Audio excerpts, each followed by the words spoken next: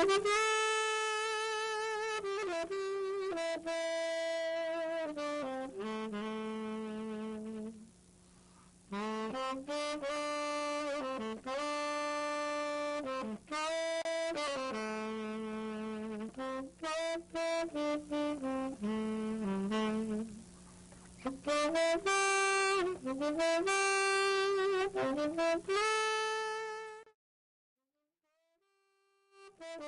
I'm Glen Anderson with the Olympia Fellowship of Reconciliation.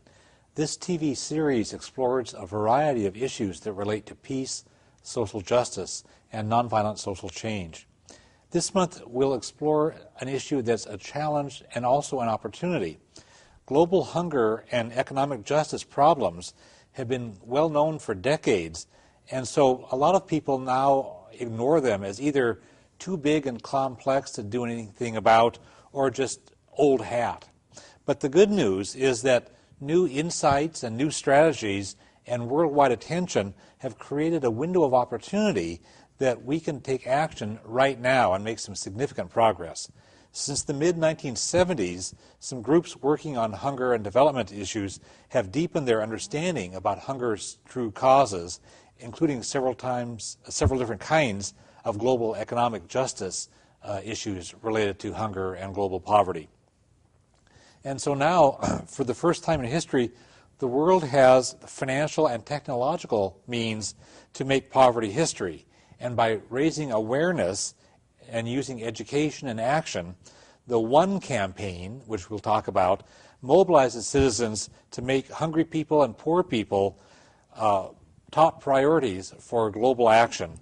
And we want to make this a top priority for the government of the United States as well as governments elsewhere in the world. We have two guests who lay a good foundation of background information and share with us the exciting things that are happening, including the new strategies. And so I'm happy to welcome Brian Sellers-Peterson and Glen Gersmehl. Good to have you both here. It's been a difficult thing to organize around this for the reasons I gave. Are there some other reasons why it's difficult to organize around global poverty and hunger issues? I think one of the biggest challenges we face right now is just popular media. If it's not in People magazine, if it's not on the front page of the newspaper, it doesn't exist. Mm-hmm. And so a lot of people get lulled to thinking that, everything's fine out there. And then something will hit, that will refocus us. Mm-hmm. And we're very fortunate that we have movements like the One campaign that are popularizing something focus on global poverty where people can make a difference. Other reasons why it's hard to organize around this? Well, part of the problem is that there are so many myths about it. We'll probably address a fair number of them in the course of the next hour, but one of them that really stands out is that most people imagine that the United States is this unbelievably generous country, and in a lot of ways we are, but that we give not only a larger dollar amount than the rest of the world, but that we give more as a portion of our income or our wealth. And that just simply isn't true. In fact, if you compare it to military spending... And we have a graph. A graph that'll illustrate this. You compare our military spending to our development aid, and then compare that to other countries, just about every industrialized nation in the world, it's like a fifth or an eighth as much as ours in terms of the military side. And the graph that we'll look at in just a moment will show on the right side of the bar graph is the United States with this huge relative portion of military spending versus development aid. Right. And you'll see all the other countries trailing off to the left. And these are the other major countries. Right. And then the flip side of that is 3 studies by very prominent polling outfits have concluded that the average American believes we spend 80 times as much on development aid, on foreign aid, as we really do. And not twice as much, not 10 times as much, but 80 times as much. So there's this huge gap. We've been given some real misinformation by people in whose interest it is to basically take money out of that pot in the federal budget and put it to some pet project in their district or some bridge to nowhere or whatever. And the good news, of course, is that people, once they're able to look at the figures, are just without exception saying this isn't right. Right. People want to do right by people that are hungry, because there are a lot of problems in the world, but one that nobody wants to feel themselves or have anyone they know feel or have exist to the scale that it is in our world is hunger. Yeah, and so we'll get into that potential, because the gap, there's this huge gap between people's perception of how much we give now versus the reality, and so the potential, especially in light of the new strategies that you'll be talking about, is really, really very exciting.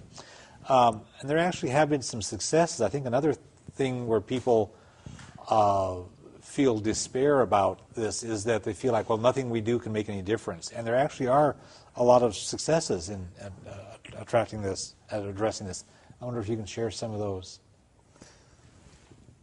Well, on some of the smaller ways that get multiplied around the world, there are any number of examples. Some that we're very familiar with is just providing small loan amounts to people who are able to provide for their own family, and then they're able to provide for their own community. So loans for very small businesses, micro-lending, or loans for seeds so they can plant more crops or whatever. Help keep their truck going so they can get food to sell to the local markets. Just very simple things like that. You told me when we were preparing for the program, you told me about Bread for the World, that really it's a group that we'll talk about in a moment, but how they really have been able to mobilize religious folks to really change some things. It's amazing. I mean, I was there pretty much at the beginning, and they've grown year after year to the point where 55,000 members, 2,500 congregations that do projects together, and they've brought literally hundreds of millions, billions of dollars of new aid. So it's not just giving our $20 or $50 or $100 to some relief effort, after a tsunami or an earthquake, but it's also lobbying to get the kind of public policies that will make more systemic change happen, that will help people on a broader level. Right. And we'll talk about some of those opportunities as the hour progresses. One of the exciting things that was happening in the late 90s, and it has really come to fruition now after March 2002, beyond. The United Nations created or sponsored a process that created this really bold vision that resulted in 8 Millennium Development Goals, MDGs, to accomplish by 2015. And Brian, could you tell us about the process that led to that? And then we'll explore these goals. I'm going to let Glenn do that. Okay. Okay. Either one of us. Why don't Sure. you go for it? Yeah. Well, it started actually in 2000 with a Millennium Assembly. 189 nations at first. By the end, it was 191. That is every nation in the world. Poor nations, rich nations, large nations, small nations, African nations, northern nations, all united around a set of 8 goals. It's unprecedented, virtually. And it also means that there's the kind of glue and the kind of holding each other accountable that has the potential of really making something happen. And that process then took a next step in 2002 when President Bush in the Monterey Conference announced a substantial U.S. project, a larger sort of single increase in poverty-related development assistance than any president in the previous 20 years. So it's something that really can cross the blue state, red state, Democrat, Republican divide to bring together a range of support for change. And that process has moved forward. A number of countries, it's the biggest thing that's happening. I mean, the United States really isn't leading in most ways on it. There's support from the 20 developing countries that have coalesced around Brazil in the economic forums, for example.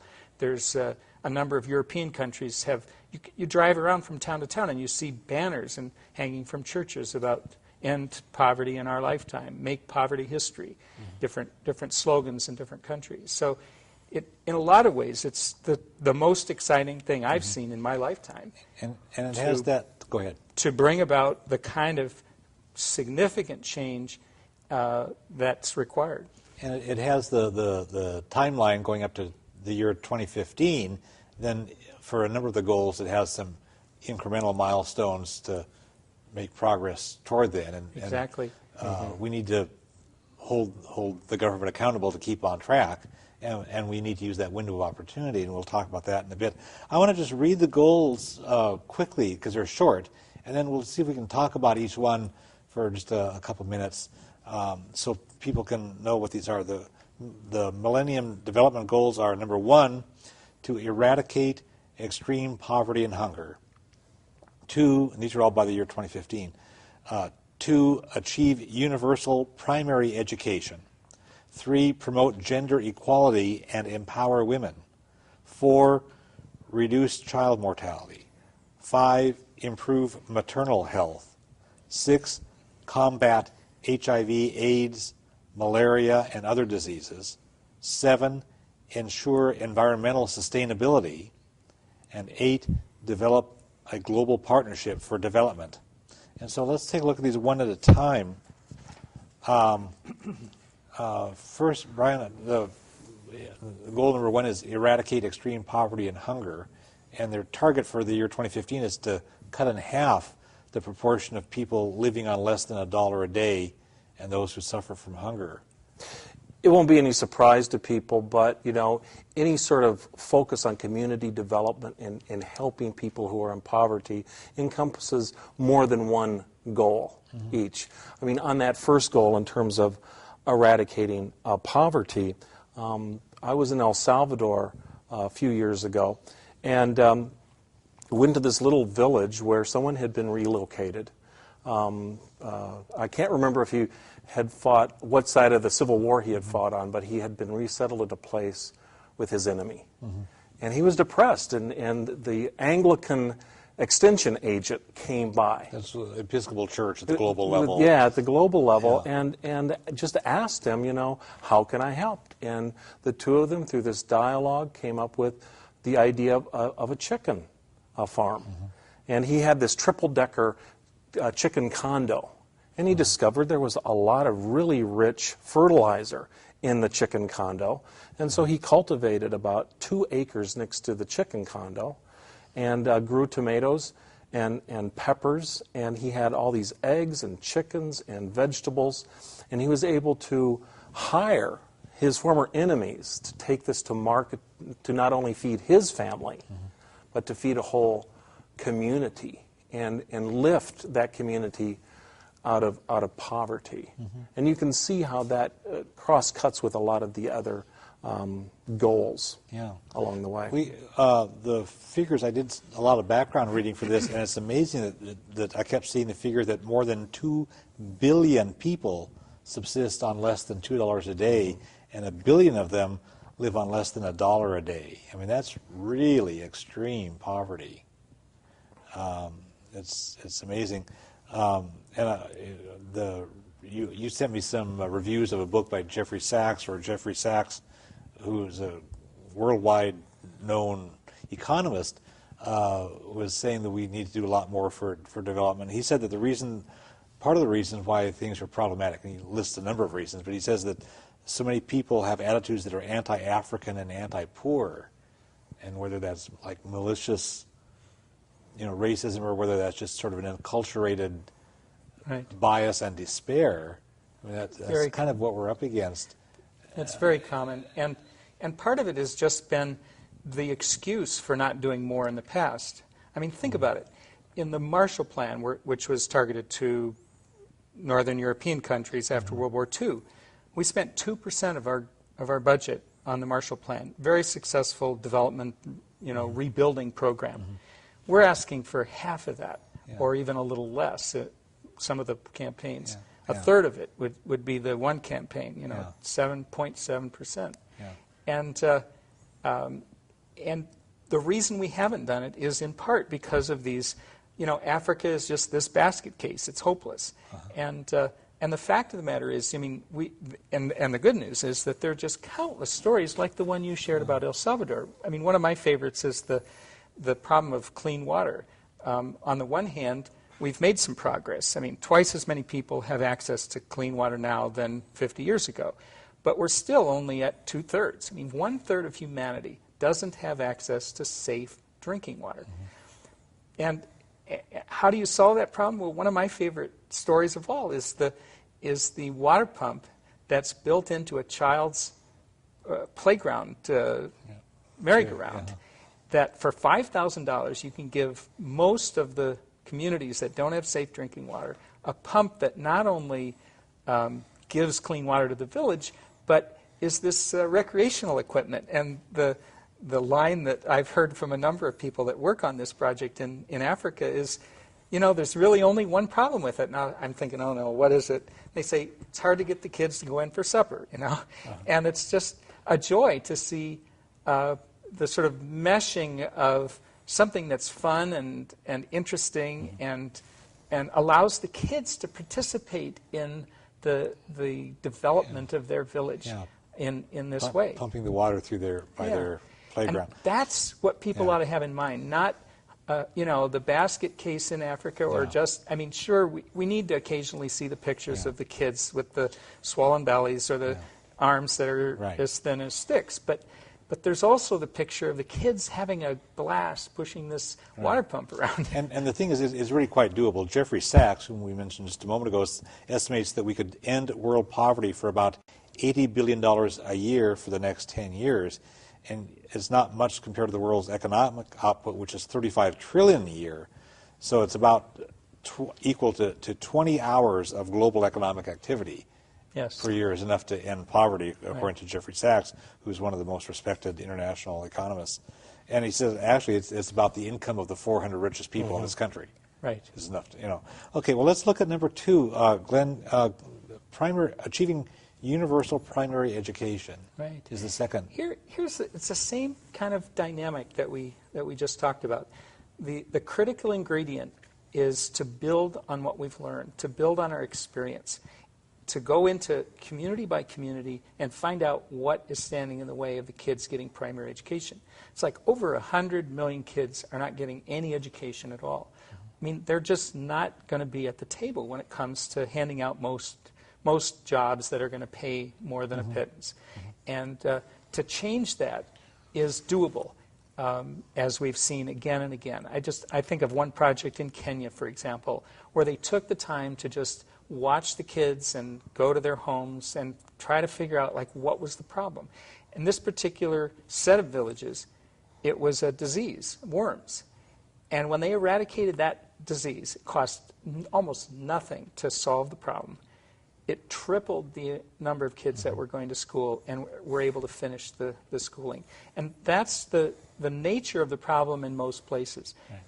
We've learned a lot in the last 20 years. I mean, there have been lots of failures and lots of experiments that were half successful, but we've amassed a very, very substantial record of successes and of insights and of strategies to go into given communities and figure out what's needed and come up with something that's going to work. And so the goal for 2015 is to make sure that all boys and girls complete primary school. Right. And so including girls as well as boys. The emphasis in your voice hints at one of the problems. There are places where the boys go to school and the girls don't. And the next goal is actually to promote gender equality and to empower women.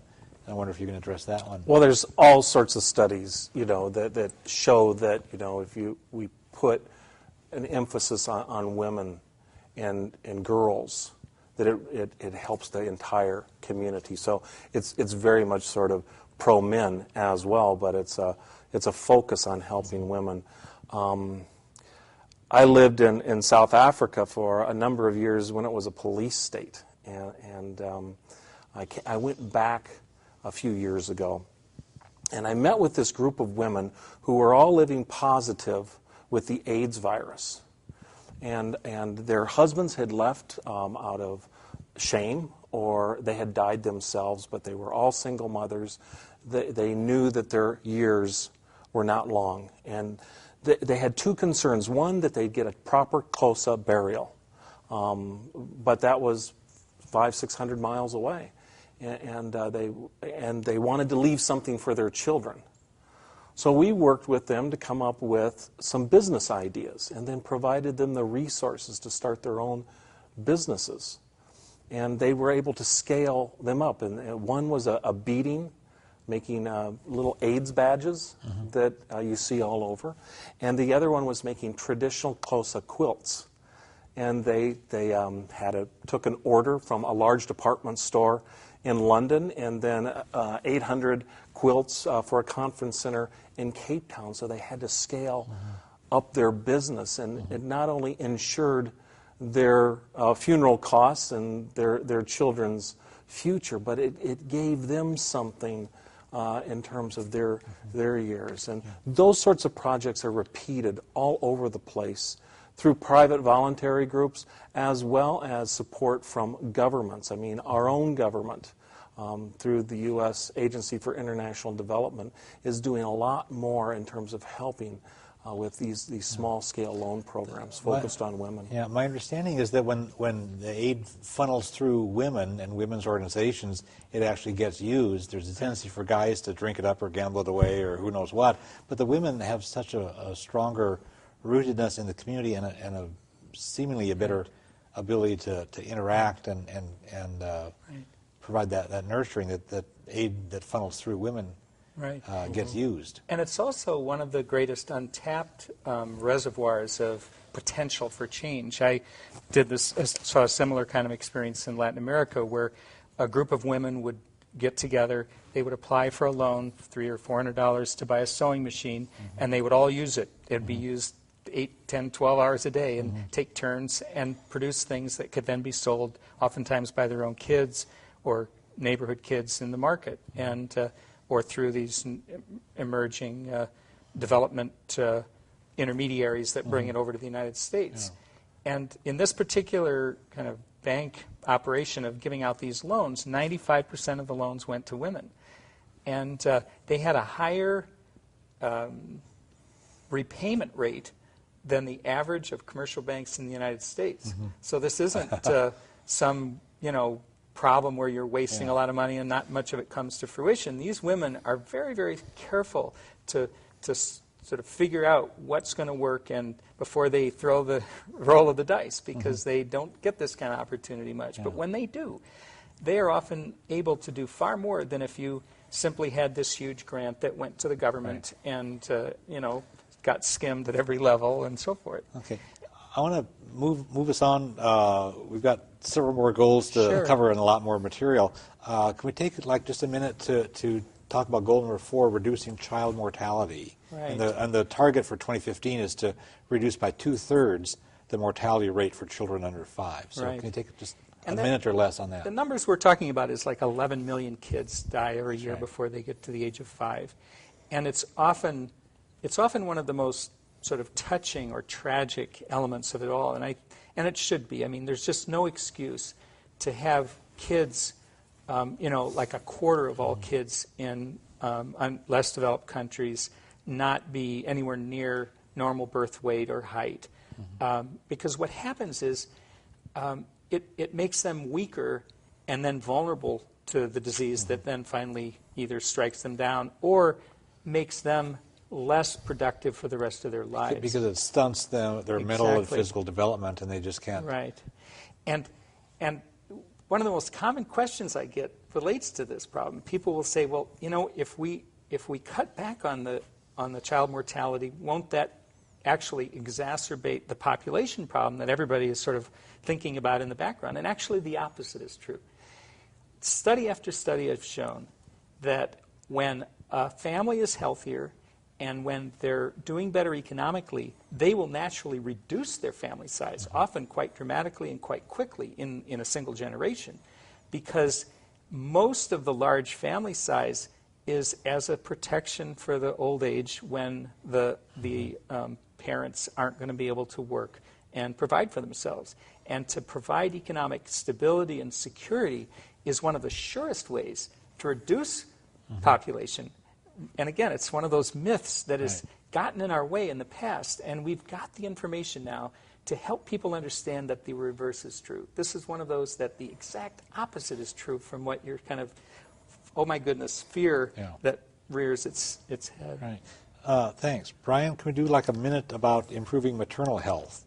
And the target for the year 2015 is to reduce by 3/4 the ratio of women dying in childbirth. Well, I think it's a matter of providing health services to get to the end of the road, to move from the capital cities to the small villages with very simple technologies. And we have one of the top organizations in the world is based here in Seattle, PATH, a Program for Appropriate Technology in Health, that addresses a lot of these simple technologies and training and simple things like educating women on the importance of spacing their children and breastfeeding. But mostly it's about empowering and giving them the information to make their own decisions that are for the betterment of their family. Okay, and the sixth Millennium Development Goal is to combat HIV, AIDS, malaria, and other diseases. This is the one that I think people are most aware of. You may not remember the number. 40 million people have contracted this terrible disease in the last decade. Or perhaps again, in the most touching figure, something like 11 or 12 million children are orphans just in the last period of time.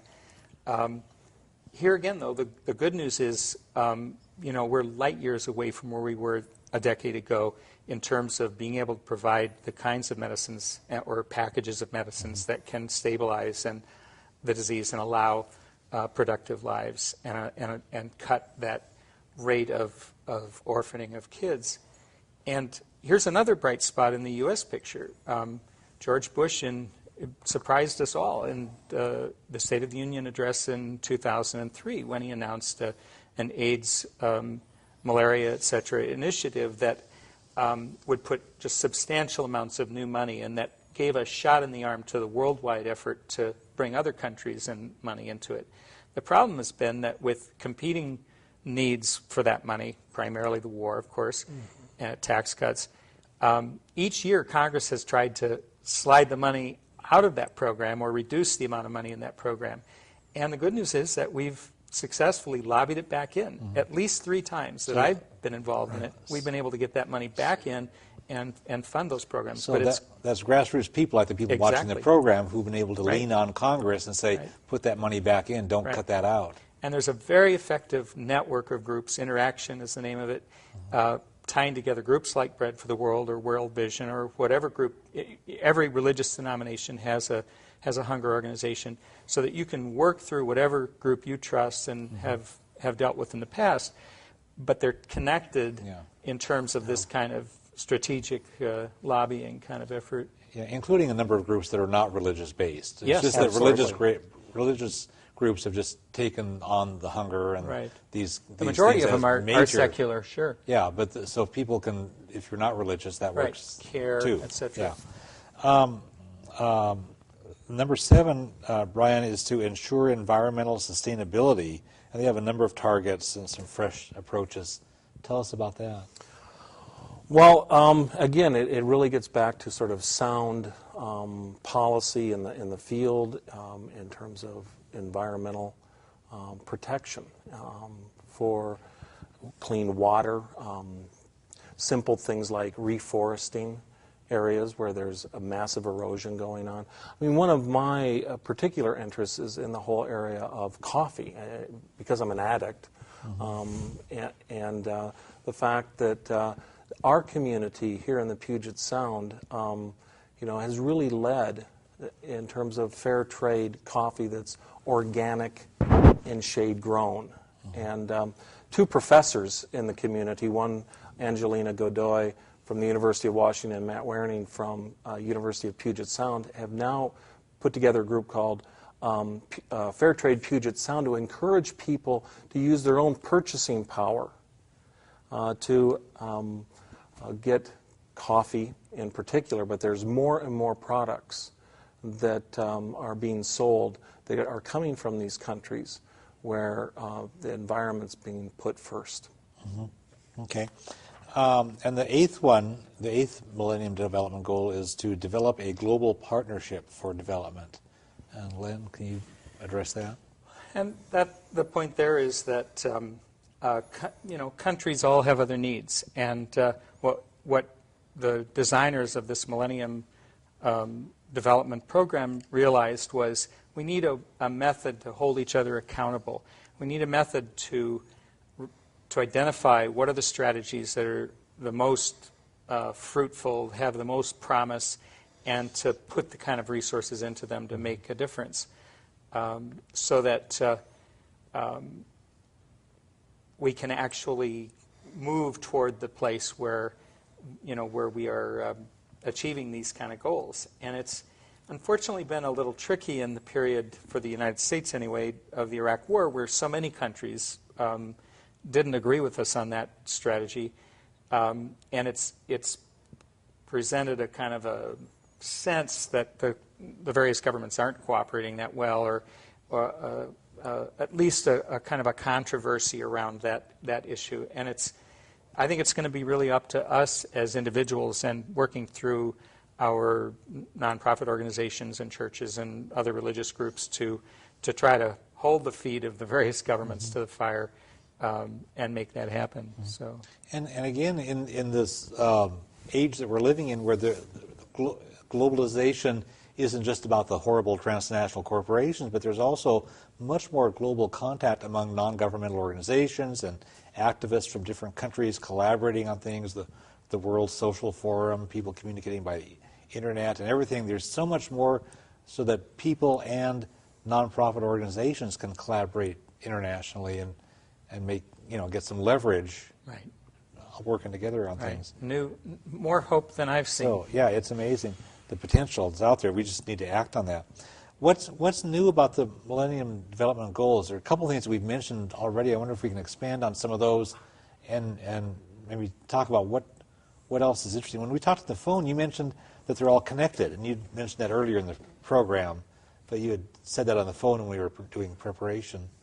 I work with Episcopal Relief and Development. We've got projects in over 30 countries, in lots and lots of things that we're doing. In each one of our projects, we list all the Millennium Development Goals, and we've got benchmarks and goals, and we evaluate how we do against the goals. So it has become a really helpful tool for us in terms of how we implement our programs and then monitor them.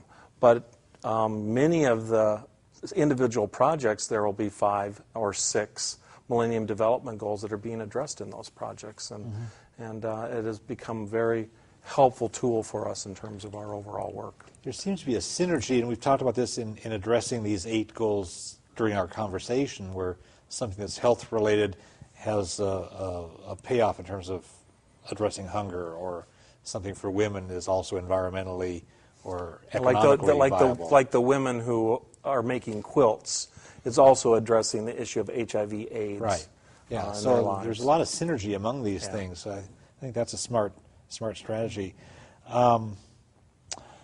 There's some solutions that seem to be working through these, and we've talked about this a little bit. One is empowering people, and especially women. Another is working through non-governmental organizations. Another is learning what works from experience and then doing more of those things. So being smart. Right. You had something? Well, one of my favorite projects is not that well known in the U.S. It goes by the acronym BRAC, and it's in Bangladesh, and it illustrates one feature of projects that we've mentioned pretty much the whole hour, and that is the value of respecting and involving the people themselves in their own development projects. Mm-hmm. And all of their projects are like that. Everything is done through little village councils that are then connected with these unit-wide or regional kinds of entities.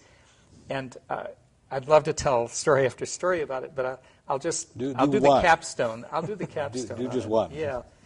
That it has developed to the point where 4 million people have benefited and participated in their projects, and it now accounts for about 1% of the gross national product of the entire country, these development projects. This is Bangladesh? Mm-hmm. Okay. And the people in the villages think of having basically 2 different governments, the quite repressive authoritarian government that's in their capital, and this network that is their government. that does at least as much as the official government in providing all kinds of services and a network and a place for them to bring their grievances, and is a building block, I think, and lots of development people believe, a building block towards political reforms that we'll see down the road. They will have a much better crack at democracy when it finally arrives because they've got this experience managing and voting on and allocating resources.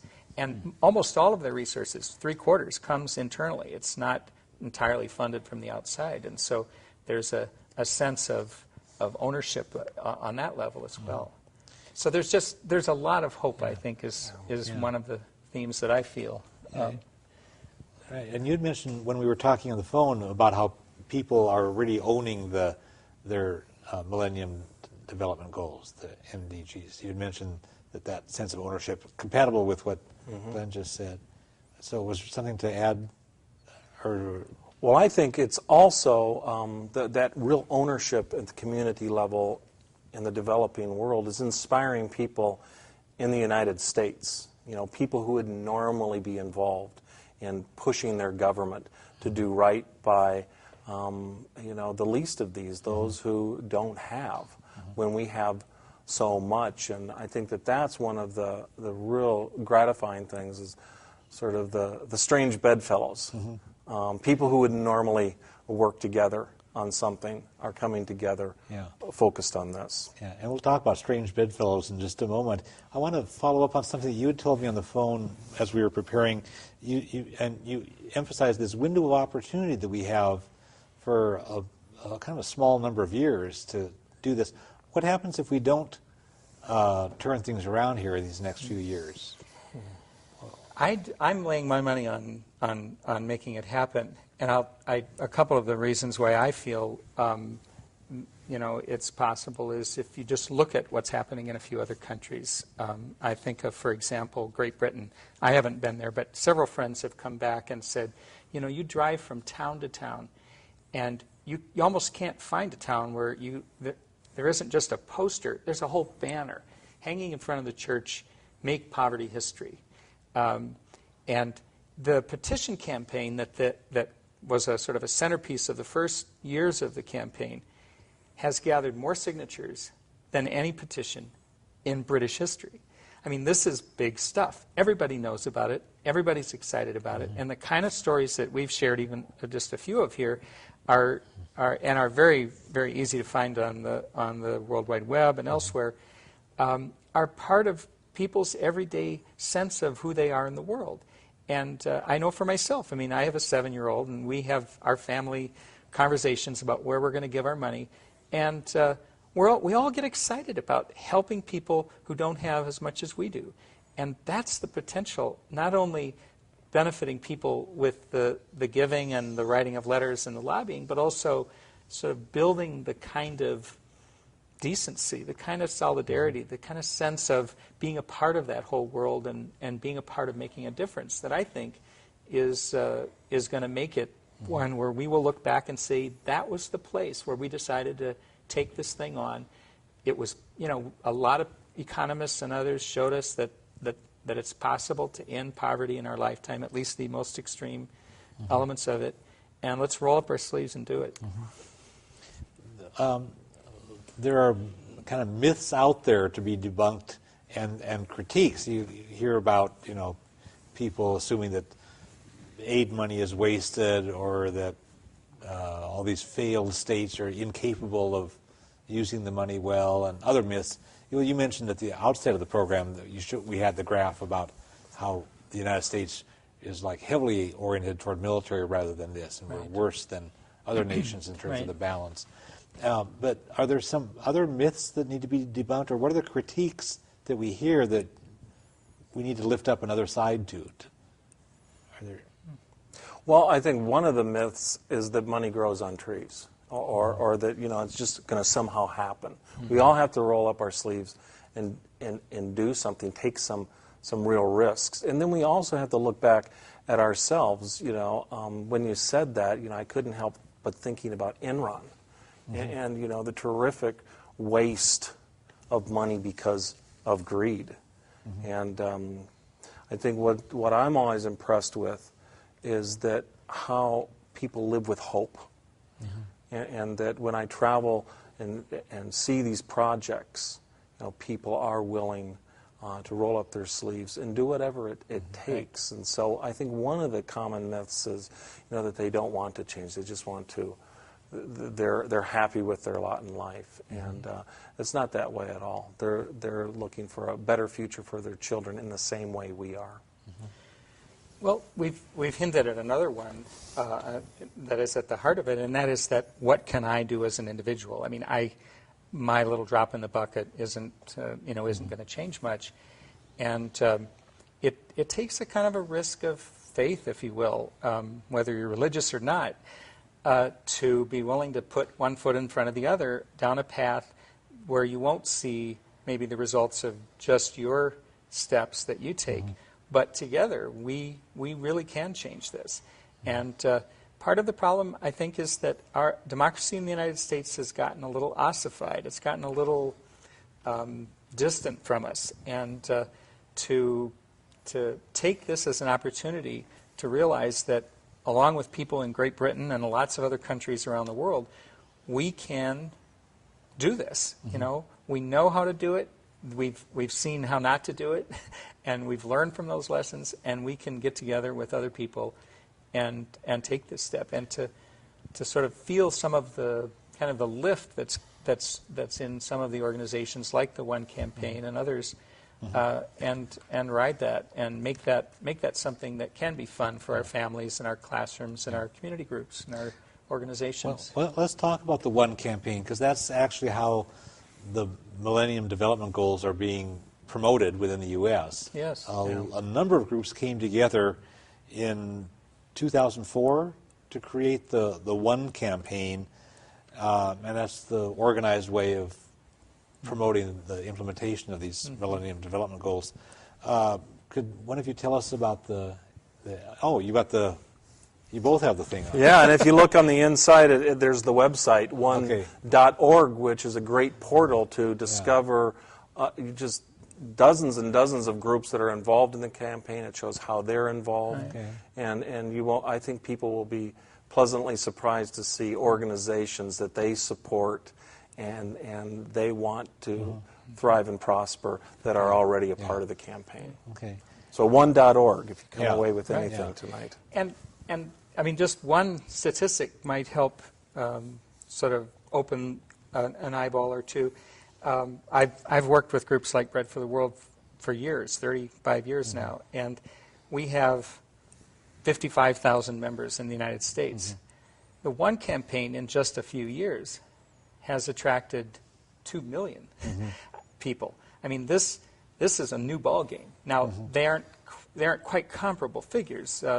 There's a level of commitment in the 55,000. Those are dues-paying members. But still, this is a really exciting development. And part of it has really been the coming on board of people who are really well known in the world and are taking a real leadership role. Bono being the most well known one. He's a rock star with U2, but he's also a very serious advocate. He's taken seriously by members of Congress, Kofi Annan and the UN, by world leaders. He's met and cajoled people all over the world as part of it, and he has a base of people who are attracted to his music and the music of his group. For anybody that thinks he might be a kind of a lightweight star, he was seriously considered as the president of the World Bank when that transition took place a little over a year ago. He would have been a better choice than the guy they got. Well, we're hoping that he'll come through. But you're right. I think. I would believe that. And he's not the only one. I mean, there are really quite a few really well-known public figures who have gotten involved in this effort. And they're talking about an additional 1% of the federal budget. And what would 1% of the federal budget, an additional 1% of the federal budget for these purposes, what would that accomplish? Well, right now we're about 0.4%. We'd like to move it towards 1%. And those of us who come from Judeo-Christian background of 10%, you know, I think we should be able to try to get to 1%. And that's, you know, literally getting to 0.7 or to 1 is doubling what we're doing all now, and you can only imagine what that could mean. But that doubling would be just a tiny addition to the budgets that we have. I mean, I think back to the chart that was on the screen a little while ago. 1 week's cost of the Iraq War would pay for all that it would take to move up to that 0.7%. A week and a half would bring us up to 1%. We're not talking about a huge amount of money. A number of people have calculated it. What would happen if the top 1% income earners in the world, in the United States, were asked to contribute 10% of that? And that would be 2/3 of it right there. You know, it's really an achievable amount no matter how you slice it. And the figures that I read say that additional 1% of our budget for these purposes could keep 10 million children from becoming AIDS orphans. It could get 104 million children into grade school. It could provide water to almost 900 million people. It could save almost 6.5 million children under the age of 5 from dying from diseases that could be prevented with low-cost measures like vaccination or a well for clean water. And it could really create a better and safer world for everybody. And that's another and for angle a week, on it. You know, I mean, my family has relatives in every branch of the military. So I have some understanding of that whole question of national service and sacrifice and so forth, and security. You can ask anybody. You can ask military families, you can ask farmers, you can ask shopkeepers, which would give us more security, another $20 or $30 billion to the military, or $20 or $30 billion that would do the things you just mentioned. And everybody says it's obvious. That would do more for our security than another $20 or $30 billion rather that would go to military spending. Because we all know that, you know, that terrorists have to recruit from somewhere. And what has made terrorist recruitment possible is places where the United States has alienated people, or places where people's conditions are so hopeless that it's a breeding ground for opposition. And nobody is going to want to try to recruit in a place where the answer to the question, you know, to some teenager, you know, why don't you join this campaign to attack America? You know, and he says, wait a minute, my sister is going to school. My little brother survived childbirth because of America. My mother has got a sewing machine that she shares with some other women, and we're making a little extra money because of that. You can just go fly a kite with your terrorism idea. That's the beauty of it, that it's not an either or. We're not taking money away from something that we need. We're using part of our security dollar in a far more sensible way than what we've been led to believe is the best way to fight terrorism. And in fact, a lot of people are picking up on that. A few minutes ago you mentioned the strange bedfellows that are in the One campaign. And I know when we talked on the phone you mentioned that even Jesse Helms, Rick Santorum, and Pat Robertson have signed on to the One campaign. And you mentioned that within the Episcopal Church, well, I think one of the greatest juxtapositions, liberals and conservatives alike, great juxtaposition was on a PSA that aired nationally, I think, after Desperate Housewives. And it was these individual celebrities from Hollywood. Their picture would flash up on the screen. And then there were these two clearly religious leaders, older white men. And one was our presiding bishop of the Episcopal Church, Frank Griswold. And then right after him was Pat Robertson. Now, these two religious Christian leaders disagree with just about everything in so many ways. But this is something they can agree on. This is something where liberals and conservatives can hold hands and make a real difference. The United States has paid lip service to doing this stuff. Bush, you know, we've said has said, "Oh, we're going to do this," and he committed us to doing it. And then when you look at the actual appropriations, you know, the budget request that Bush puts out falls short of this, and what Congress does falls short of what we need. And we've got some figures on here that we don't really have time to get into, but it's just starkly embarrassing how far short we fall when it comes to actually putting the money out there compared to the rhetoric and compared to the public assumptions about how much we're spending now. It's just this wide disparity. Right. The good news is, though, that that the promises have been made. I mean, we've committed ourselves to this Millennium Challenge account and to these goals.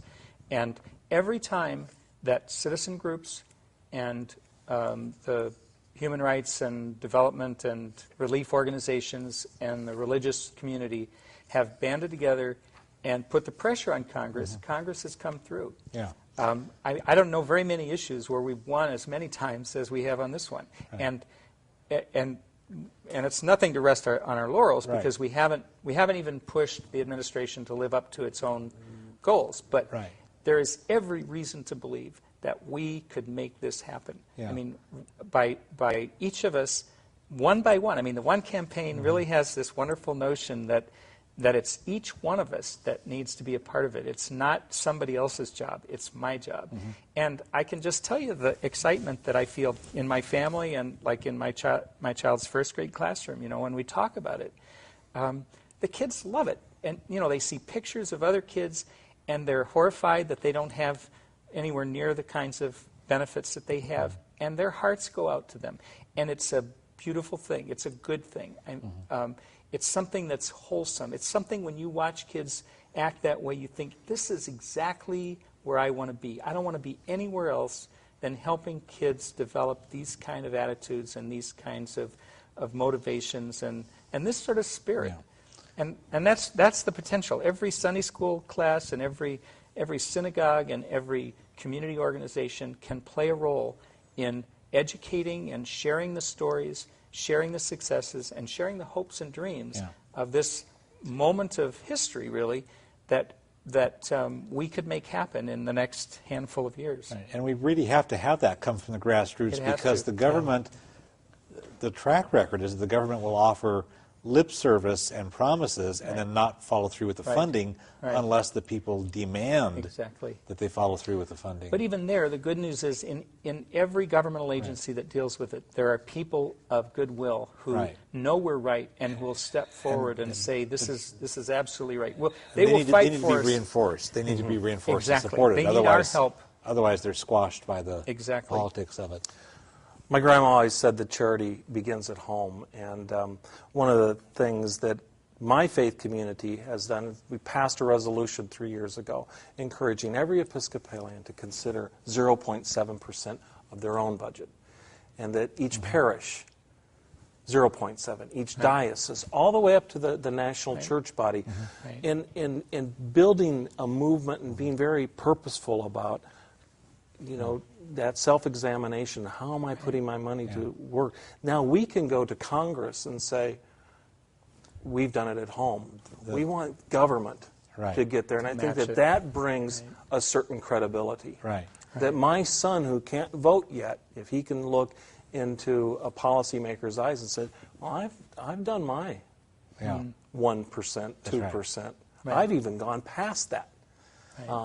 I just want you to do 0.7. I think it can be a very effective strategy and campaign. We're down to just a few minutes actually left, and I want to mention the websites of some of the organizations that are doing such good work, groups that we've mentioned already. The Bread for the World has this wonderful website, just richly full of information and links and links and links and all kinds of stuff. It's www.bread.org. The One campaign we mentioned is www.one.org. Not much on the website there, but it's the contact point. And then the church body that you're with, the Evangelical Lutheran Church in America, the ELCA, at www.elca.org/hunger has some good stuff there. They've got a good track record. And then you're with the Lutheran Peace Fellowship, and you've got great stuff at your website, www.lutheranpeace.org, and then your organization within the Episcopal Church that has links elsewhere in the church, er-d.org,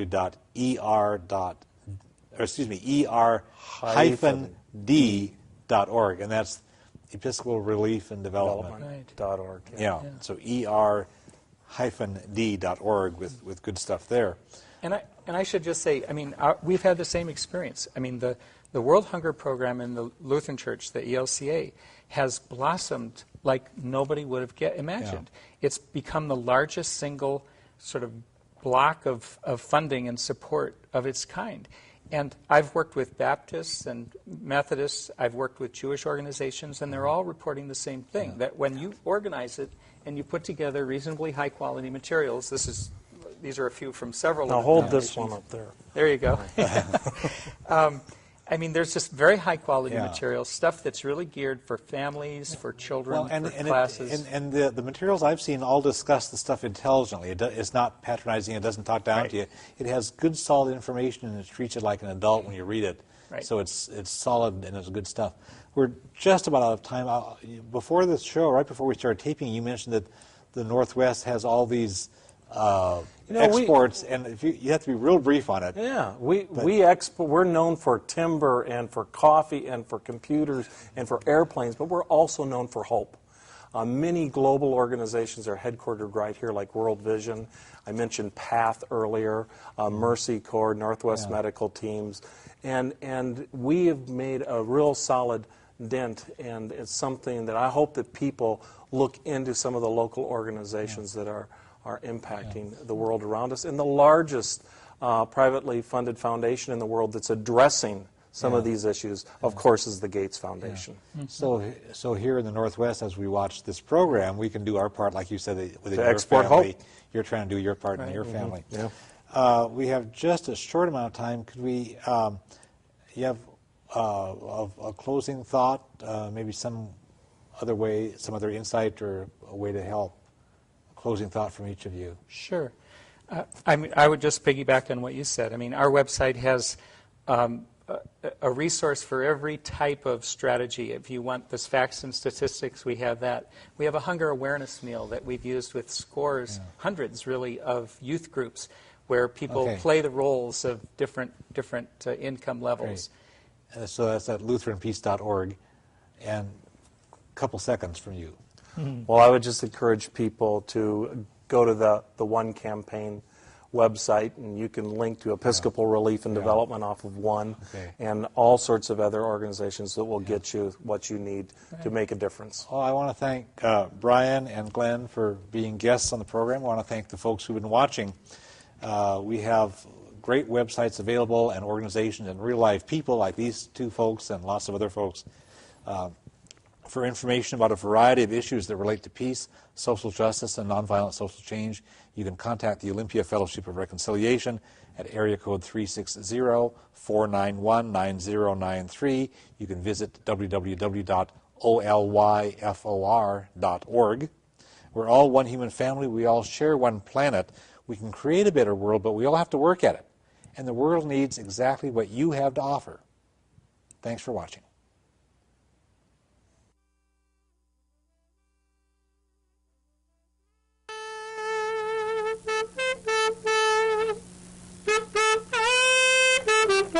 Thank you.